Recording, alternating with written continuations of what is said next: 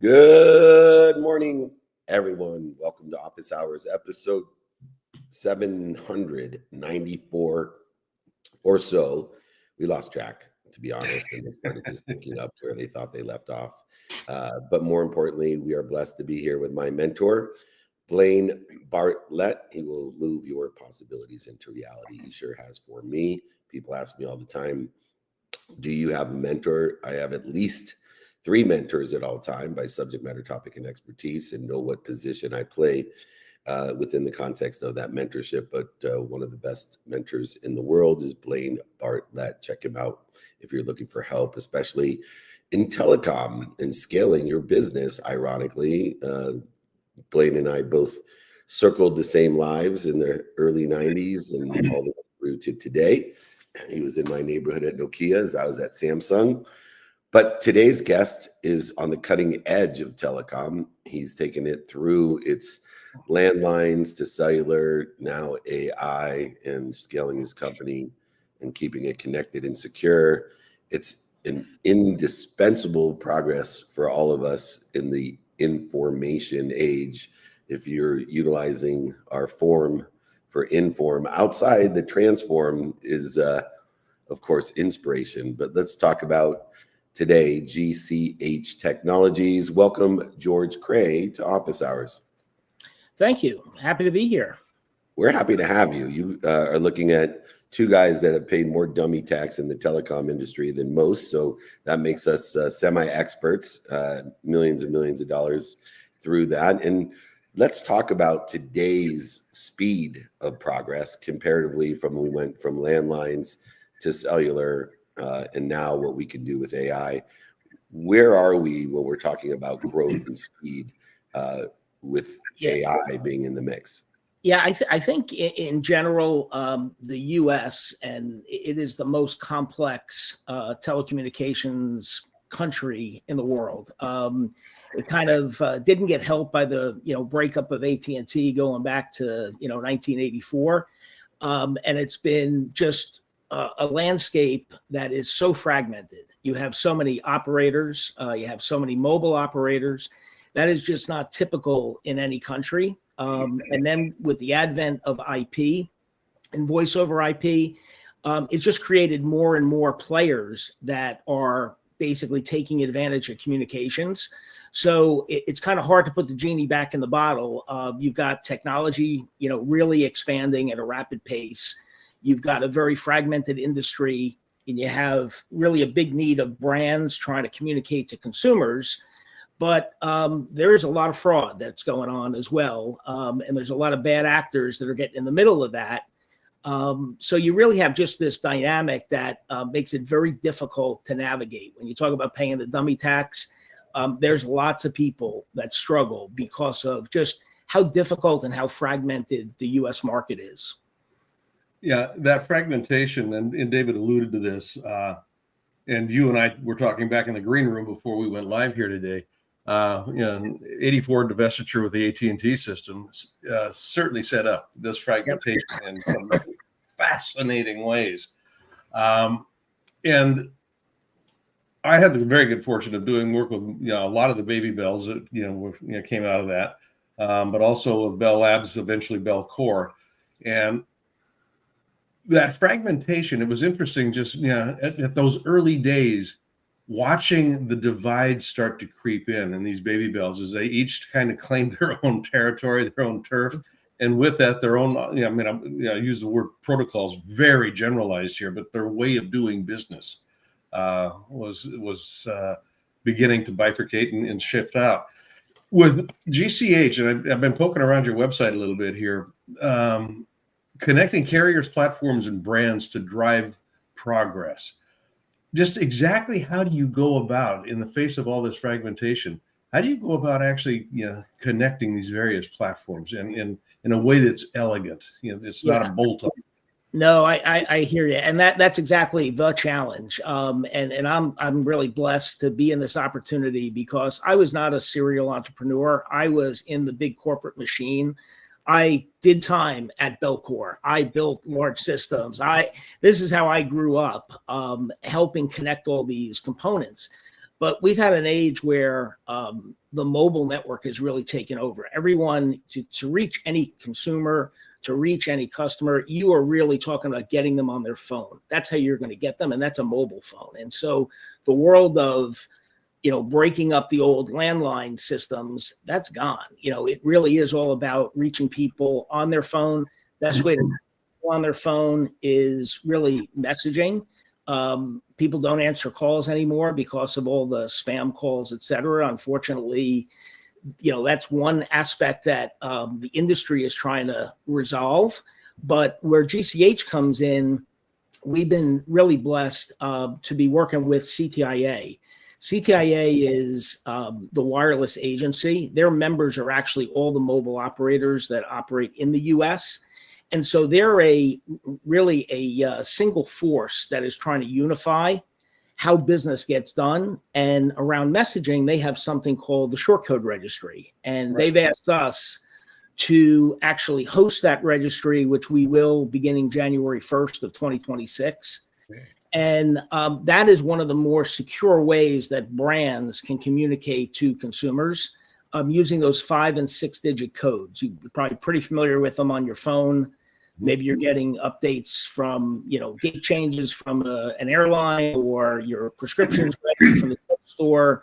Those 5 and 6 digit codes, they're really very difficult to kind of break in and have bad actors spam. And so that's one of the more trusted mechanisms for brands to talk to consumers. All right. And when the uncertainty of technology exists, when we're building out different infrastructure, different networks, or different solutions today, I know when I was consulting on the stadium, it was a 5-year consult of trying to project what technology to put into the stadium. I could imagine an aircraft carrier that takes 17 years. Now, even since they built SoFi, I can't imagine someone hiring me to tell me what technology is going to be like in 5 months. And, you have these variances. What have you seen within just the context for all technology?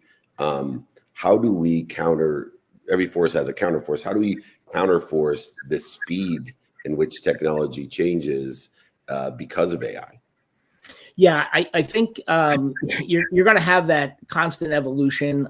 In fact, we've been using AI as part of GCH Technologies and building our platforms, and we've been witnessing the advancement. What we saw a year ago, we only launched the company in 24, and here we are just a year later, and we could see advancement in AI in how it enables so much more code development and so much just smarter processes for how you build a platform. And you also have to recognize that the bad actors are also leveraging this AI to put threats against us. And so it's almost an arms race that goes on for all technology companies on how to utilize the tools that you're given.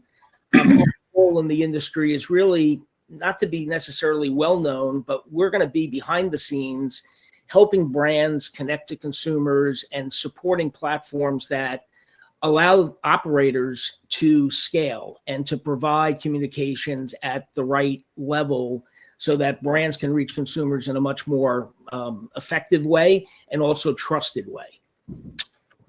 It's amazing. I love seeing, I started in telecom, well, internet 92, coding XML onto WAP phones, every path pre-on 724 era. And it's interesting because connectivity and security are always the issue. But the one thing that I love about it is all this technology and communication is here just to remind people, not to scare you. It's to make humans more human. And if you use this technology to make humans more human, we all can benefit. We can raise more money. We can help more people, and we can have more fun with our human experience. So I appreciate everything you're doing, George. You got to get together. We have 2 different big events in November in the city. So we'd love to invite you in November, I think 14th and 17th. So make sure my team reaches out. Thanks for joining us. Excellent. Really appreciate it. A lot of fun talking to you. Good speaking with you, George. Awesome. Some things change and some things don't. We're going to Yeah. find that out with Luca waiting in the wings here. Luca Zambello is here.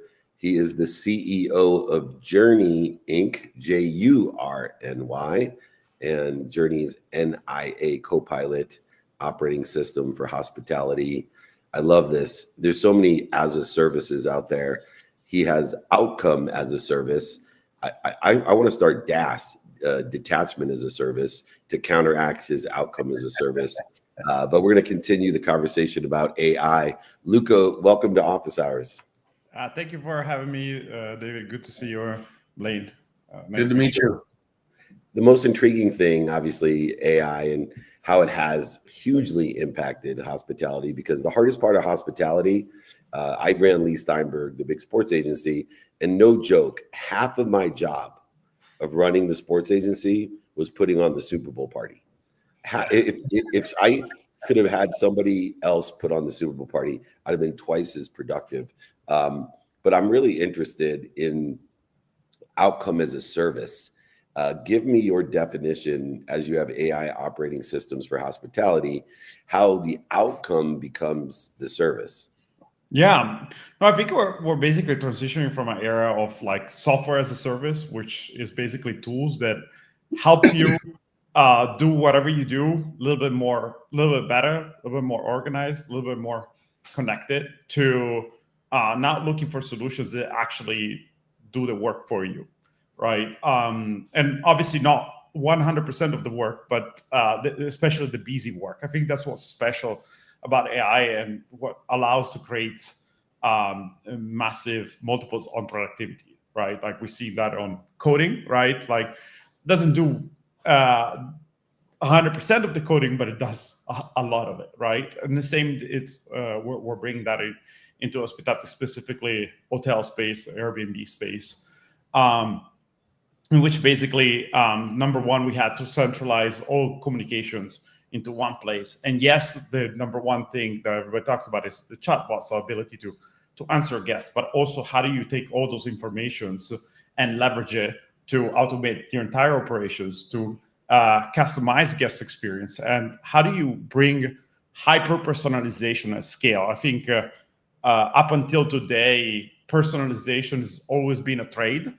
Either we're extremely scalable, but you have to standardize, or if you wanted to personalize experiences, you couldn't be that scalable, right? And I think AI is really changing that, especially in hospitality, where you can create hyper customized experience for people at large scale. I'm going to use your example of the Super Bowl party, David, and kind of look at, if I was a significant organizer, as an example, and the outcome is important to me, and using the Super Bowl party, these organizations, hosting this, how would your agent actually facilitate taking a load off my plate? What would be the ultimate way that you would help work with me to define what, number one, the outcome is, and then number two, from an agentic AI perspective, what would be the mechanism by which this would actually get delivered through your platform? Well, I bring the example a little bit more close because obviously hospitality is broad. Us specifically, we're more focused on the guest management side. But what happens is when you go to a front desk or you make a reservation somewhere, there's a series of actions that have to happen, for example, in the background, right? Like somebody has to go and clean a room. Somebody needs to know that there's a higher occupancy in the room, so pricing has to change, right? If there's repairs and maintenance that has to happen, like somebody that has to take care of your stay, or like you may be traveling with family, so you may have specific needs because you're traveling with a family, or if you're traveling for business, you maybe have specific needs for that. So specifically, we take all those informations, we learn from this information, these different agents. So for example, you have guest communication agents that talks with the reservation agents to know if the room, for example, is available. What pricing is that room? Can give a quote, can accept the reservations, can also then trigger tasks to the people, for example, if the room needs to be clean, if the guest needs a towel. So basically all of that operations that now it's like even on a small hotel is dozens of people. Now all of that can be almost fully automated. So that's and your outcome is how, as a manager, I don't have to be inside of every single little moving part. How can I have reservations that happen from reservation to checkout where I may have not touched anything, right? Of course, you have somebody physically going cleaning the units, but you didn't even have to give the task to the cleaners to do it. And when the cleaner cleaned the unit, they just click an app that they clean the units, and automatically the system has updated those informations. How do I maybe give them an upsells or sell them like additional service or a late checkout without me having to do a thing? Mm-hmm.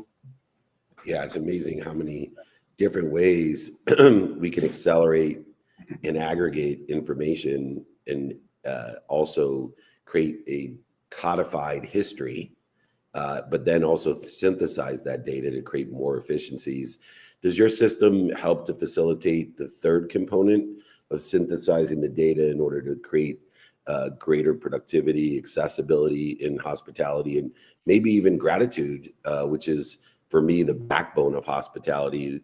To have gracious service will keep them coming back. It is great to have people stay with you, but sell for you in hospitality. That's the secret sauce. Yeah. Well, absolutely. So, for example, one of the biggest things that we found having a massive impact, bigger than even we thought, it was the sentiment analysis, live sentiment analysis that happens in all the communication. So, for example, if everything is going great, the guest doesn't necessarily need too much attention. But if there's something that you feel that there's distress, that often, even from a front desk agent, doesn't even come through the management. Now, even on hundreds of reservations or thousands of reservations, at a glance, you can see what requires your attention. And also, you now can quickly analyze what caused that, and are there any commonalities? Can you bucket some of these commonalities into specific buckets so you as a business can actually take actions? That's going to be huge, by the way. This is hospitality, but it's going to happen across the board. To really take in, now you almost have the ability to be in millions of conversations and really just gather the data that is helpful to you, which is extremely hard to do. Up until now, it was basically impossible. But this is going to have an impact outside of hospitality, basically every single industry. I think that we can create outcome as a service and apply it to so many different operating systems beyond just the industries of hospitality. It used to just take us from 0 to 1. Now it assists us from 1 to 100 and synthesizes 100 back to 0 and 1. Jurny's NIA Copilot will help you if you're in the hospitality business facing those challenges. A 3-time founder, over 12 years experience in scaling hospitality startups, looking at how Jurny can increase the value of others' journeys. JURNY, go to jurny.com. Luca Zambello, we'll look forward. We're going to be up at SoFi next week. We'd love to have you join us at our studio and office at SoFi Stadium next week, since you're a neighbor up there in Los Angeles. Invited, not obligated, but thanks for joining us. Love to join. Thank you for having me. You got it, Luca. Congratulations. All right. We got our cleanup hitter waiting in the wings. Hopefully he is not too disappointed like me that his Houston Astros aren't going to be in the World Series this year. But Kevin Jordan's in the house. I'm a fan of Houston, but I'm most importantly, as you, Blaine, have taught me, I'm a fan of Max Performance, the CEO at Max XXX Performance. Kevin Jordan, welcome to Office Hours. Hey, thank you for having me, David. Good to be here. You're in my normal office. I'm usually sitting right there in the captain's chair for the show. So thanks for taking the time. Speaking of performance, Kev, I've been in sports for 35 years, and performance obviously has been a big part of me being able to quantify and monetize athletes that we represented over all these years. And we were blessed to represent Houston's greatest athlete, or one of them, the incredible Warren Moon. So I know one or two things about performance and longevity which need to go hand in hand. But one of the newer derivatives and variances in performance that was not when the Aikmans, the Moons, and the Youngs were represented by us, it was the mental health. We had mental focus, that was a practice of performance, but nobody talked about it. In fact, you avoided it because it would hurt your negotiations if somebody found out you were depressed or anxious. And, there goes your contract negotiation because, unfortunately, tons of labels back then. How important today in performance do we use mental health to intersect with the other variables that have been there traditionally over the last 3 or 4 decades? Well, that's, we do not. The problem is there are no mental metrics in sports today. We have neglected to look at the mental in terms of performance. And I know that, we look at things like, okay, your ability to focus, but how do we measure that? And so what we're doing at Max Performance is we're implementing mental metrics, mental health, mental well-being into performance, because we know if you feel better, you think better, you'll perform better. And so that's our goal here, is to implement mental metrics, mental performance into workouts, into routines, so that these athletes can improve along the way and not just wait until they get to the final negotiating table to have to disclose that they're going through things, they've gone through things. Mm-hmm. So when we're looking at mental, really see mental metrics. Oh, please, I'm sorry, I didn't mean to step on your toes. No, there, Kevin. Oh. Okay, you got a bit of a lag in the feed here. Just so you know, Blaine, he has a lag too, but it's because he's over 70. Well, hey, what are you gonna do? It's okay. I've just seen how there. So when he smiled, I know how long the lag is now. So you see that? Hey, I'm only a quarter step slower than I used to be, not a half step. I'm aging well. You're better. I hope I age half as well as you, Blaine. The metrics that you're using, Kevin, is I do a lot of work with mindset and just kind of working with high performance executives specifically. And study after study after study show that 95% of my results, and in round numbers here, I'm just going to generalize, is generated out of a mindset structure that usually is invisible to most people. They're not consciously aware of what's going on under the lid here. With you in the app that you got I've got this in my hands. What are some of the metrics that you're actually identifying that the folks with whom you're working can pay attention to begin to find? It's not an on-off switch. It's a rheostat. How do I dial something forward? How do I dial it back? What is it that I'm dialing? What is it that I'm focusing on? Yeah, so we've developed 5 key metrics that we measure. So we measure mental performance. We measure mental balance. How well are you able to balance work, life, social, school, what have you? We look at communication, your ability to communicate effectively with your teammates, with your leadership, with your family. We look at leadership, your ability to work with other teammates, your ability to be coachable, your ability to mentor. And then we look at mental health as a way of helping to establish emotional control, being able to handle the pressure in situations and that, athletes are under. And with today's student athletes, they're under a lot more pressure.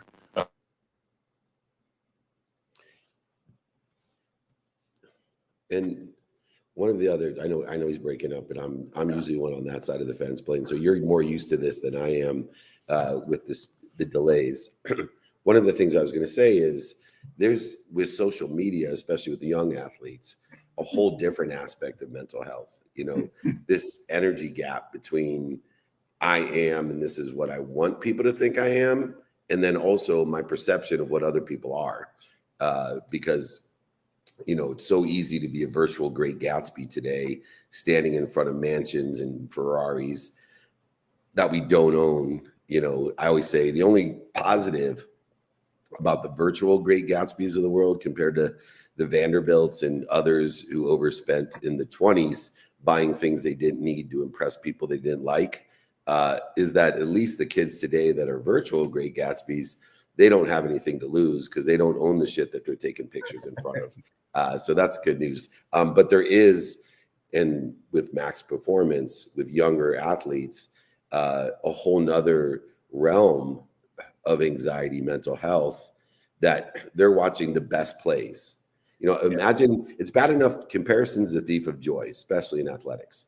And you know, Roger Bannister proved that years ago when he didn't listen or compare himself and broke the 4-minute mile. And within 2 weeks, I think 4 or 5 other people broke that 4-minute mile. But to that end, we need to have some sort of app that counteracts, you know, this unfortunate energy gap of comparing ourselves to highlights. And you know, sports are comparative experience, especially at the highest level. You're paid in a comparative nature for your performance. But when you're comparing because of social media to the highlights at a young age, we can create a huge energy gap of interference between us and our potential. And welcome back, Kev. I was just discussing the new element of social media that also adds another layer of anxiety and mental health to athletes who are competing against an imaginary foe or an imaginary goal that, you know, these highlights that we're competing against, instead of focusing in on behaviors so that our outcomes as a service, as the previous guest talked about, happens. How much has social media compounded the issue of mental health in sports? But plays a big part of it. Social media, especially with these young athletes, you know, they're having a difficult time, you know, looking at the feedback they're getting from.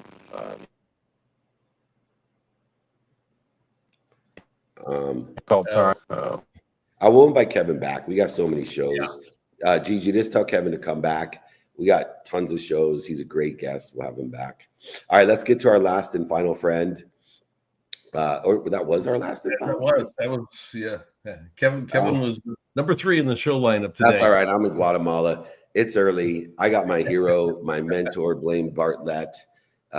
You know I tease him about being over 70, but I'd much rather have a 70-year-old business coach than a 19-year-old. So, Blaine, thank you for helping me so much in the world of virtual Great Gatsbys. You're the real deal. If you want to be mentored or masterminded by the real deal, just look up the double B, Blaine Bartlett, BlaineBartlett.com. He has moved my possibilities into reality. He can do so for you as well. Blaine, please send my love to your gorgeous wife, and anything I can do to be of service. I love seeing you every week. Oh, same here, buddy. And I'm just going to put a shameless plug in for a mastermind that I'm starting. Yeah. Not going to talk much about the mastermind, but I would want to invite people to just give me a call, set up an appointment. I'll talk to you about this mastermind. The whole focus is on, and we've been looking at this with all 3 of our guests today. How do you scale your organization without losing yourself, and scaling harder, setting bigger goals, driving people more, focusing on productivity increase, all that sort of stuff is not the way you do this. In order to scale effectively, you need to scale smarter. So that's the whole focus of this mastermind from a leadership perspective. It's 52 weeks. We work with the mindset, and it's all about that outcome of scaling more effectively, scaling more judiciously, scaling more elegantly, such that you still have yourself at the end of the day. You've got your team, you've got your organization. No, burnout has not happened. So, Gigi, if you could go ahead and just put that in the Chiron there so that we can at least get people to pay attention to what the URL may be. There we go. Yeah. So just ping this calendar and grab an appointment time. 20 minutes. Go over the program. See if you're a fit, because we're curating this. We've got I think about 4 seats left. So awesome. Give us a call. We'll count that scaling mechanism as your takeaway. My takeaway of the day is check to see how you're staying aligned with what's doing well, what's stable, and you think is doing well, because things are accelerating, aggregating, and compounding exponentially in all technologies and in also performance. So please surround yourself with the right people and the right ideas. Get curated into that mastermind. Thank you, Blaine, for joining me. We will see you next week. Always. See you next week. Thank you. All right, everyone. We are in Guatemala today. Interviews, speeches, meetups. Come and see us here in Guatemala City. Email me. We'll be in Washington, D.C. at the Aspire Business Tour. Me, Gary Vaynerchuk, Gary V, Ed Milet, Kevin O'Leary will be there. Andrew Cordell, Eddie as well. We'll be at the Gaylord Hotel in Washington, D.C. tomorrow all day and all night. Come and see us. We got speeches, meetups, holding courts, diamond lunch, VIP dinner, and interviews. So we are loaded in D.C. Then come back for the SoFi Mastermind at SoFi Stadium, Ferrari meeting in Miami, San Francisco with LinkedIn and Apollo, and then Las Vegas, the 9th season of Office Hours. Come and join us there. David at dmeltzer.com. If you want to be invited, alerted, reminded, it's 949-298-2905, 949-298-2905. If you don't want to be invited, if you feel obligated or you get upset because somebody's bugging the shit out of you, do not text me at 949-298-2905, because you will be invited to over 200 cities a year. Remember, most importantly, we're here for our community, almost 800 episodes or more. Be more interested than interesting. Be kind to your future self and do good deeds. Hit it, Gigi.